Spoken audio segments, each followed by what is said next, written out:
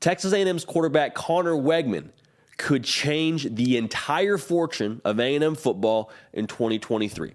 Now, A&M, it was well documented, recruited really well, had a lot of guys hit the portal, and more than anything, it was documented on how poorly they did in 2022. And the reason why it was well documented was because of those other two things that I just mentioned. A lot of talent on that roster. We'll talk about that in just a second. But Connor Weigman, the reason why I am excited about him in 2023, when you watch him throw the pill, there is not a throw that he cannot make. And that's kind of a scouting term that gets thrown out there. It's kind of a cliche. He can make all the throws, right? Like, that's fun to say, and it reads well on Twitter. But when I say that, the reason why that's important is because when you have a quarterback that is not limited with where he can push the football, vertical, intermediate, short game, that allows your offense to be so dynamic because you don't have to call your offense in relation to your quarterback's deficiencies. You're able to say, Connor Weigman, here's the keys to the car, man. No governor, take that thing wherever you want to take it. We will go as you go. And we saw last year, even though he's only a freshman, made a lot of really impressive throws. And A&M, quite frankly, was a different team down the stretch. I mean, you and I both saw it. They were, the way they played LSU, everybody and their mother, myself included, had written A&M off in that game. Connor Weigman goes out there extremely efficient. They beat LSU, ended up going on and playing for an SEC title against Georgia that next week. So what I want to make sure we properly take a look at is just the fact that A&M offensively with Connor Weigman, I think, has a chance to take a really big next step because of just his gifts. Like I said, doesn't limit you at all offensively with what you want to get done. Now, A&M fans, make sure you're subscribed right here. We appreciate y'all locking in with us. We talk ball here every single day. Follow me on Twitter. Follow me on Instagram at JD Piquel. So here's the other thing that I want to make sure we look at with Connor Weigman. And I alluded to it a little bit before. If Connor Weigman, if I were to tell you, I jump in the time machine, pop out, I guess after going back and seeing the end of the season, and I tell you, listen, Connor Weigman's going to be a top 3 quarterback in the SEC. How do you think A&M does this year? Likely, you would say Connor Weigman's going to be a top 3 quarterback in the SEC. I'm taking A&M to win like 9-10 games if he's a top 3 quarterback in the SEC. That's dangerous territory for the Aggies. But why do you feel that way? It's not because Connor Weigman's a beast. It's not because he went out and had a great season, even though it is the most important position on the football field. Like, that's probably part of it.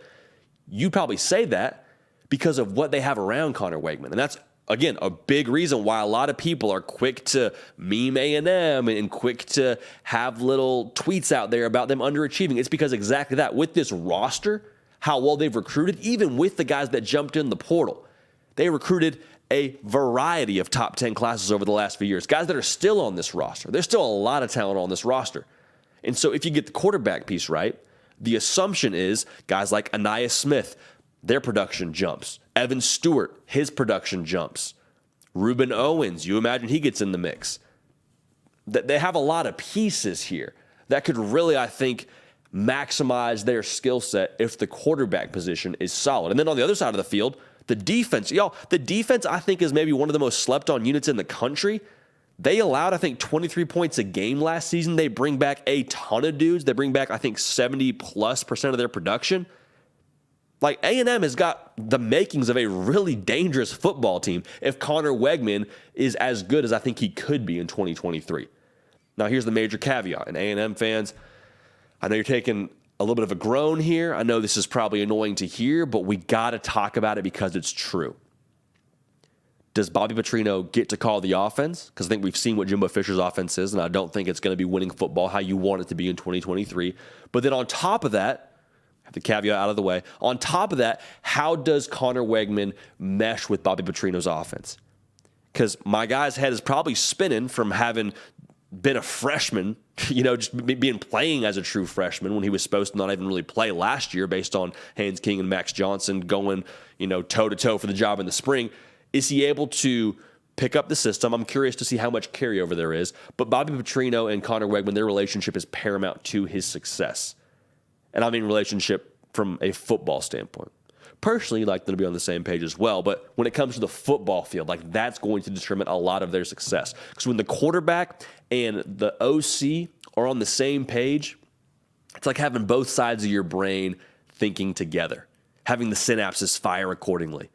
Because then you can actually move how you want to move and be a cohesive operation. That's what I think A&M needs to be for Conner Weigman to be successful.